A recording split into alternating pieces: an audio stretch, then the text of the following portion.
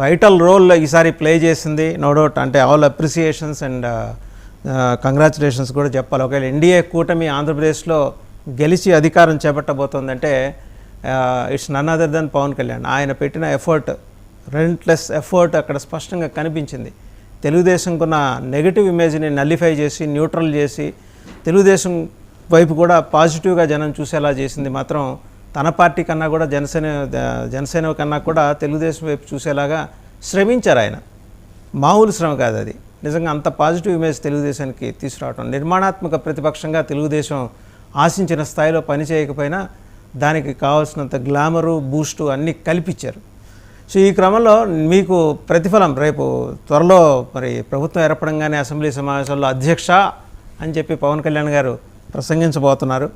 అసెంబ్లీలో ఎలా అనిపిస్తుంది? రోమాంచితం అవుతుందా? గూస్ బంప్స్ వస్తున్నాయా జనసైనికులందరికీ?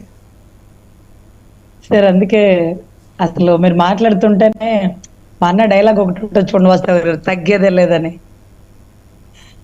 అదే ఈరోజు మీ మాటల్లో ప్రజలు ఇచ్చినటువంటి రిప్లైలో రాష్ట్ర విస్తృత స్థాయి ప్రయోజనాలంటూ అన్న తీసుకున్న నిర్ణయం అండి. మీరు ఈరోజు పొగుడుతున్నా సరే గత 10 సంవత్సరాలు అంటే దశాబ్ద కాలం నుంచి ఆయన ఎన్నో అవమానాలు ఎదుర్కొన్నాడు. 2 చోట్ల ఓడిపోయారు. గెలిచిన ఒక్కడు కూడా పక్కకు వెళ్ళిపోయాడు. ఆస్తులు అమ్ముకున్నాడు. అసలు నిజంగా ఆయన చేసిన సినిమాలు కూడా ఫ్లాప్ అయ్యి ఇన్కమ్ కూడా జనరేట్ అవ్వని పరిస్థితుల్లో కూడా పార్టీని మూసిస్తాడా, సర్దేస్తాడా అని విపక్షాల, ప్రతిపక్షాల, అధికార పార్టీల ఎంతమంది ఎన్ని మాటలు అన్నా సరే నేనున్నంత వరకు నా జెండా కింద పడనివ్వను, అది నాతోనే ఉండాలి అన్నట్టుగా నిలబడ్డాడండి. తర్వాత నువ్వు నిలబడ్డావు సరే, మరి ఒంటరిగా వెళ్ళొచ్చు కదా అంటే ఒక గొప్ప ఆలోచన చూడండి. మీకు కూడా అనిపిస్తుంది వాస్తవ్ గారు, ఎన్నోసార్లు ఆంజనేయులు గారు కూడా చాలా తప్పు నిర్ణయం తీసుకున్నాడని ఒక పదంలో వాడేవారు. ఎందుకంటే అవతల వ్యక్తి ఆల్రెడీ అవినీతి ఆరోపణలు ఎదుర్కొని 14 నెలలు 17 నెలలు జైల్లో ఉండి బయటకు వచ్చిన వ్యక్తి, ఇతను కేసుల్లో ఇరుక్కున్నాడు. ఇప్పుడు జనాల్లోకి వెళ్ళుంటే మీరు ఒక ట్రాన్స్పరెంట్ గా నిలబడి ఉండేవాళ్ళు. మీరు ఎందుకు ఇప్పుడు కలయిక పెట్టుకున్నారు? అది ఎంత తప్పు తెలుసా? మీ పార్టీ ఎదుగుదలకు ఎంత దెబ్బ తెలుసా అంటూ మా మంచి కోరుకునే వాళ్ళు, మా అధినాయకుడిని అభిమానించే వాళ్ళలో కొద్ది గొప్ప కృష్ణాంజనేయులు గారు కూడా ఉంటారు. కాబట్టి ఆయన పార్టీ పరంగా ఎన్నోసార్లు ఎన్నో డిబేట్లో చాలా తప్పు డెసిషన్ తీసుకున్నాడు పవన్ కళ్యాణ్. అతని వల్ల పార్టీ కొలాప్స్ అయిపోయింది 100%.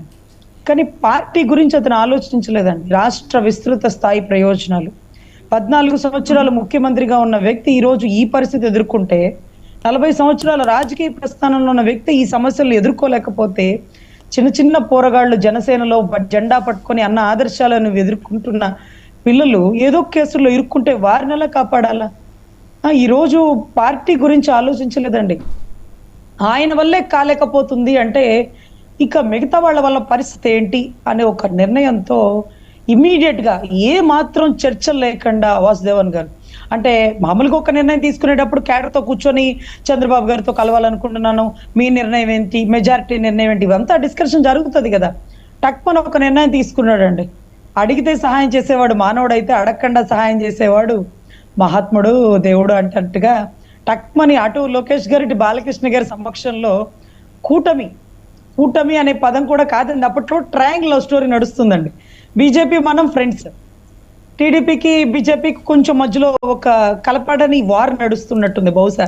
కుప్పంలో 1540 ఓట్ల ఆధిక్యంలో చంద్రబాబు ఉన్నారండి. అలాగే మిగిలిన చోట్ల నుంచి కూడా వస్తున్నాయి ఇన్పుట్స్. కరీంనగర్లో బీజేపీ ఆధిక్యం, బండి సంజయ్ గారు. వారణాసిలో ప్రధానమంత్రి మోడీ, కోయంబత్తూరులో బీజేపీ, ఇంకా అలాగే మహబూబ్ నగర్లో DK Aruna. Right, you can continue అండి రజనీ గారు. సరే ఇక చూస్తుంటే అలా పుల్లైపోతా ఉంటదండి. పాపం బెట్టింగ్ రాయిళ్ళు ఫస్ట్ రౌండ్ నుంచే బెట్టింగ్ ఆపేస్తున్నారండి. మీరు అప్పుడప్పుడు ఇలా బ్రేకింగ్ న్యూస్ అని మా మాటలకు అడ్డుపడైనా చెప్పండి, ఎందుకంటే పాపం మీ వీడియోస్ చూస్తున్న వాళ్ళు రెగ్యులర్ గా బెట్టింగ్ లో ఉంటుంటారు. సరే, ఎనీవే ఇక్కడ కూటమి కలవడానికి మీరు చెప్పినట్టుగా కీలక పాత్ర, కూటమిని కలపడానికి ఆయన ఎదుర్కొన్న సమస్యలు, అదే రకంగా రాజకీయ దురంధరుడు చంద్రబాబు గారు అంటూ ఈరోజు నవ్యాంధ్ర నిర్మాత అంటూ రాష్ట్ర పిత స్థాయిలో ఆయన్ని ఉప్పొంగి కెరటాలకి లేపి ఈరోజు ఆయన ముఖ్యమంత్రి స్థానంలో కూర్చోబెడుతూ ఆ కుర్చీ మీద చెయ్యేసి పక్కన నుంచున్నాడు చూడండి. అది సైనికుడు అంటే. బోర్డర్లో సైన్యం చేసేవాడు ఎప్పుడు యుద్ధ భూమి మీద ఉంటారండి. ఎవరు గెలుస్తారో దాన్ని రక్షణ శాఖ మంత్రో ప్రధానమంత్రి అనుభవిస్తారు, కానీ అతను మాత్రం పోయేటప్పుడు ప్రధానమంత్రితో జనం ఆయన్ని సైనికుడిగా చూడాలనుకోవాలా, మహారాజులా చూడాలనుకున్నారు. అవునండి, మేము అందరం కూడా అదే అనుకుంటాం. కానీ ఆయన మాత్రం బోర్డర్లో సైనికుల్లాగే యుద్ధం చేయాలనుకుంటారు. ఎనీవే, టైం చెప్పలేము సార్. ఆయన పడ్డ కష్టాన్ని మీరెంత బాగా గుర్తించారో అదే రకంగా అధినాయకులు కూడా గుర్తిస్తారు. సో వారందరి సమక్షంలో కూడా లాస్ట్ 2 ఇయర్స్ ఉండే అవకాశం ఉంటుంది, 1 year అన్నా ఉండే అవకాశం ఉంటుంది. ఆయన ప్రమాణ స్వీకారాన్ని చేయబోతాడేమో అని మనస్ఫూర్తిగా ఎదురు చూస్తామండి. ఎందుకంటే దాని ఎఫెక్ట్ స్థానిక ఎన్నికల్లో పడుతుందండి. ఆయనకి ఎంత ప్రాధాన్యత ఇస్తే మా మనసులో అంత గెలుచుకున్నట్టేనండి. చంద్రబాబు గారు మాకు ఎమ్మెల్యే టికెట్ ఇవ్వలేదు, నాకు ఎమ్మెల్సీ ఇవ్వలేదు మేము అనుకోమండి. ఆయన అలా పైకి లేపుతుంటే అసలు మాకు సంతోషంగా ఉంటుందండి. మేము ఒక పూట పస్తున్నా పర్లేదు, ఆయన ఆ స్థాయిలో కూర్చుంటే చాలు అని మనస్ఫూర్తిగా భావించే వాళ్ళ పైకి లేపితే ఓకే, ములగ చెట్టు ఎక్కిస్తేనే వచ్చే సమస్య. అంత తేలిగ్గా పడిపోలేండి. ఆయన వ్యూహం ఆయనకుంది. దశాబ్ద కాలం నుంచి బాగా పుంజుకున్నాడు, ఎవరేంటనేది తెలుసుకున్నాడు. ఇప్పుడు రాజకీయ వ్యూహంలో ఛత్రపదార్థం చేస్తారండి ఆయన. ఇక ఆయన చాణుక్యుడు అండి, అపర చాణుక్యుడు. ఇక రానున్న కాలంలో ఎవరు ఏంటి అనేది ఇప్పుడు మోడీ గారే చెప్తారు, నా వెనకాల పవన్ జీ ఉన్నారు అంటూ. ఈరోజు ఆయన అంటే 2 చోట్ల ఓడిపోయినోడు, దశాబ్ద కాలం నుంచి సింగిల్ ఎమ్మెల్యే లేనోడిని మోడీ గారు పక్కన కూర్చోబెట్టి పవన్ జీ ఇదిరాయే అంటే మాకు కూడా ఎంత సంతోషంగా ఉంటుందోనండి. సీఎం కాదు పిఎం మా అన్న స్థాయి అని చాలా చోట్ల మీటింగ్లో నేను దద్దరిల్లిచ్చేదానండి. సీఎం కాదు మా అన్న పిఎం అవుతాడేమో రేపటి రోజు చెప్పలేం కదా. ఎందుకంటే మోడీ గారి దగ్గర మనకి నచ్చేది ఒకే ఒక గుణం, గొప్ప గుణం ఉంటుందండి. అంటే రాజకీయ బ్యాక్గ్రౌండ్, అంటే తల్లిదండ్రులు కుటుంబ సభ్యులు రాజకీయంగా లేకపోతే, డబ్బు లేకపోతే, ఒక వ్యక్తి ఆ కుటుంబం నుంచి ఒంటరిగా బయటకు వస్తే ఒక డిజిగ్నేషన్ తెచ్చుకోవాలంటేనండి కష్టపడి చదువుకుంటే గ్రూప్ 1 గ్రూప్ 2 కొట్టొచ్చండి. కానీ తలకిందులుగా తపస్సు చేసిన రాజకీయంలో ఎదగాలంటే ఒకటి డబ్బన్నా ఉండాలి, ఒకటి రాజకీయ బ్యాక్గ్రౌండ్ ఉండాలి, ఒకటి పోరాడే పటిమన్నా ఉండాలండి. దాంతోపాటు అదృష్టం కూడా ఉండాలి. సార్ అదృష్టం మోడీ గారి వెంట నడిచి వస్తుందండి. ఆయన ఇప్పుడు కాదండి, అయోధ్య టైం నుంచి, ఆయన ఇప్పుడు కాదండి ఎప్పటి నుంచో ఒక చిన్న షార్ట్స్ ఉంటాయండి. అప్పట్లో నిక్కర్లు వేసుకుంటారు బ్రిటిష్ వాళ్ళు, ఆ టైం నుంచి నేను చూసేదానండి.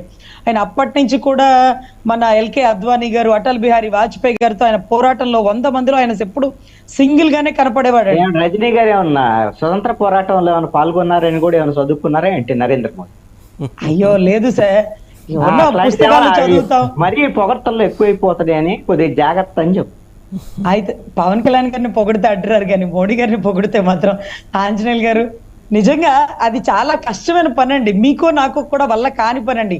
డబ్బు లేకుండా, రాజకీయ బ్యాక్గ్రౌండ్ లేకుండా ఒక ఎమ్మెల్యే అవ్వడం, ఒక ఎమ్మెల్సీ అవ్వడం ఎంత కష్టమో పడుతున్నాం కాబట్టి మాకు తెలుస్తుందండి. ఆయన అయ్యాడు కాబట్టి అలాంటి వ్యక్తిని ఆదర్శంగా తీసుకోవడంలో తప్పు లేదని నేను మనస్ఫూర్తిగా భావిస్తున్నానండి. మీరు అన్నట్టు నరేంద్ర మోడీ గారు ఆంధ్రప్రదేశ్లో పుట్టుంటే ఆయనకు కూడా ఇబ్బంది అయి ఉండేదేమో, ఆ స్థాయికి వెళ్ళి ఉంటాం. రాష్ట్రంలోనే ఇన్ని సమస్యలు ఉంటే అన్ని రాష్ట్రాల సమస్యల్ని ఆయన ఏకదాటిగా పెట్టి ఈరోజు హైడ్రిక్ కొడుతున్నాడంటే చిన్న విషయం కాదండి. మనం చేయలేని పని ఒక వ్యక్తి చేయగలుగుతున్నాడు. అది ఏ రకంగా అంటే అందరి మనసులో గెలుచుకుంటున్నాడు. అన్ని మతాలని ఇప్పుడు ఈ రోజు తలాక్ తీసేసి ముస్లింస్ కి దగ్గర అయ్యారు, అయోధ్య రామాలయం అంటూ హిందువుకు దగ్గర అయ్యారు, 370 ఆర్టికల్ అంటూ ఈ రోజు రాష్ట్ర ప్రజలందరూ మనసుని గెలుచుకున్నారు. అది రద్దు చేయడం వల్ల రజనీ గారు పక్కన వెంకట గురుమూర్తి గారు ఉన్నారు, ఆయన అవన్నీ రాసుకుంటున్నారు. మళ్ళీ రేపు పొద్దున కలిసి పని చేయాలి. కొంచెం మధ్య మధ్యలో చంద్రబాబు గారిని కూడా పొగడండి కొంచెం. అది సార్ చంద్రబాబు గారిని పొగడడానికి ఏముంటుంది సార్, అమరావతి అంటే ఆయనదే, ఎప్పటికైనా ఆయన చేతుల మీదుగా జరగాలి. నవ్యాంధ్ర నిర్మాత ఈ రోజు ఆయన సీఎం అని మేము ఏకదాటిగా అంటున్నామంటే ఇక ఆయనకు మించింది లేదండి. కాకపోతే ఈ రోజు మోడీ గారు సెంట్రల్ నుంచి అన్ని రకాలుగా మనకి సహకారాలు అందిస్తారు. అదే రకంగా పోరాడి పట్టుమండే పవన్ కళ్యాణ్. మనతో పాటు వైసీపీ అధికార ప్రతినిధి శేఖర్ రెడ్డి గారు కూడా జాయిన్ అయ్యారండి లైవ్ లో. నమస్తే శేఖర్ రెడ్డి గారు.